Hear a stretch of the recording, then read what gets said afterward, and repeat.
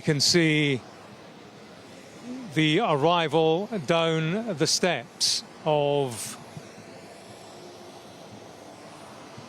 the principal. We're actually 250 feet away, but yeah, that's Donald Trump being welcomed onto the red carpet through the gauntlet of Beijing students waving Chinese and the stars and stripes of the United States, welcomed at the foot of the steps by the Vice President of China, also the ambassador to Beijing, David Perdue, alongside that Vice President Han Zheng.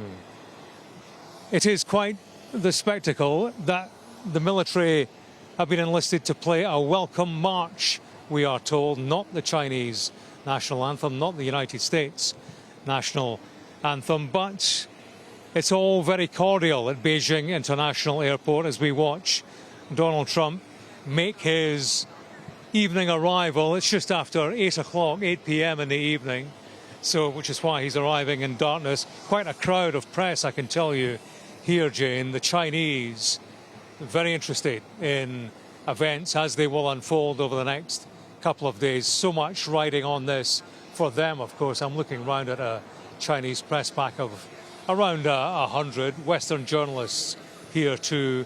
And Donald Trump will make his way towards the Beast. That's his destination at the end of that red carpet as he walks alongside the Chinese Vice President Han Zheng. And he'll enter the Beast, the presidential limousine, in a convoy of something like 40 vehicles, make his way to central Beijing. And after overnighting, then the real business of this visit will begin. Let's just listen to the welcome here on the tarmac at Beijing.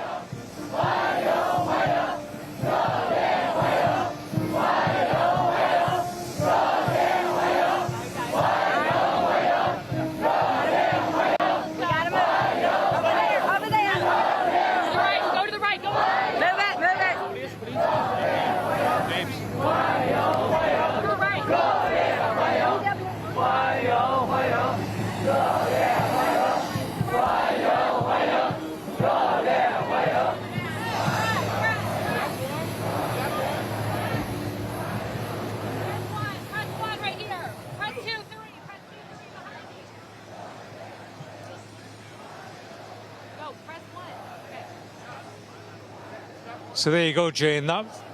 Those were words of welcome from 300 Beijing students on the tarmac at the international airport.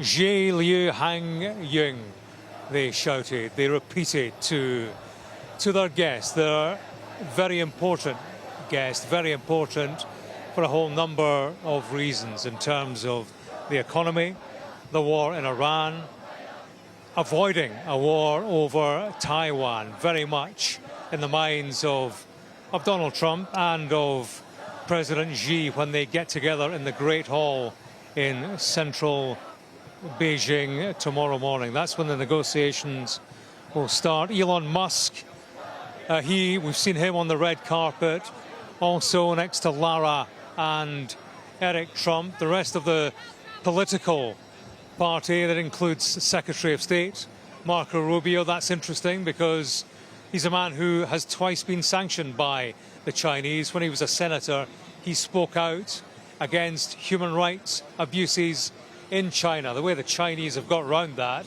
to get him into the country tonight is they tweaked the spelling of his second name. That has enabled him here to be present here on Air Force One in and around these critical meetings. So Donald Trump now inside the Beast in the middle of that presidential convoy, which will make its way into central Beijing for a series of meetings about a whole host of matters.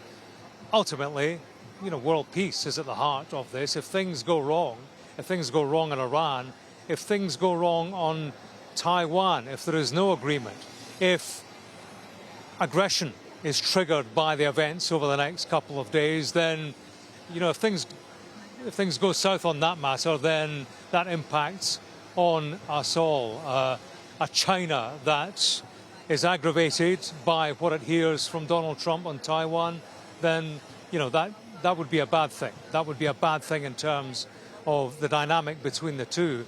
It could be a bad thing in terms of China's ambitions and how it thinks it can achieve its ambitions on Taiwan. But right now it's playing a patient game. It's looking for movement from Donald Trump, verbally in the first instance, verbally in a way that can impact on the politics incrementally in terms of shaping its ambitions to seize Taiwan in time. It's playing the long game on that one. But yeah, so much geopolitically is being filtered through the meetings over the next couple of days, and it's underpinned by business, the technology, AI, the trade war that Donald Trump has taken a step back from. How does he square the circle? How does he get what he wants from an empowered China, a China that sees itself as very much on the rise, whilst it watches a United States that it reckons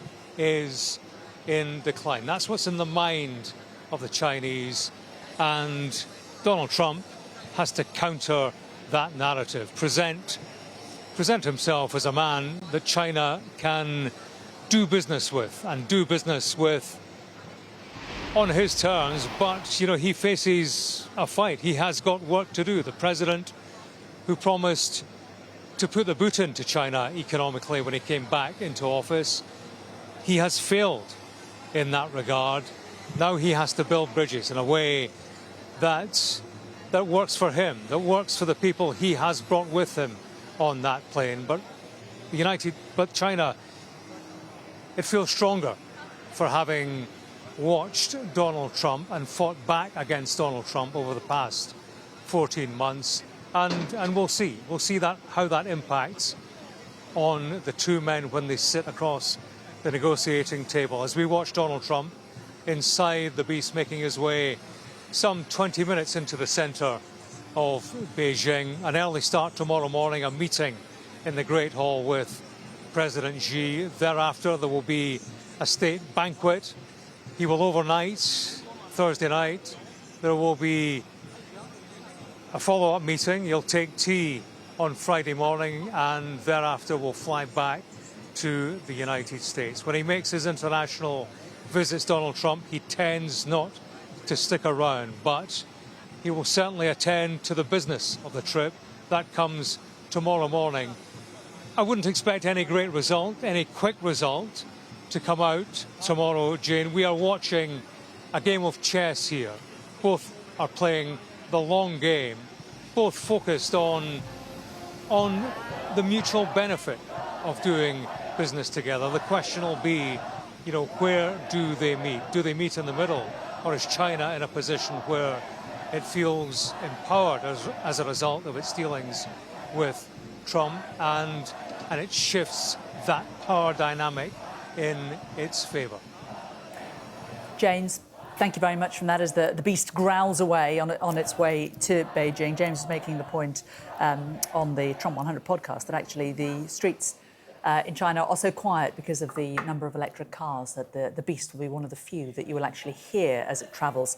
And those students there, in case you're wondering, translation that they were saying, welcome, welcome, warmest welcome to President Trump.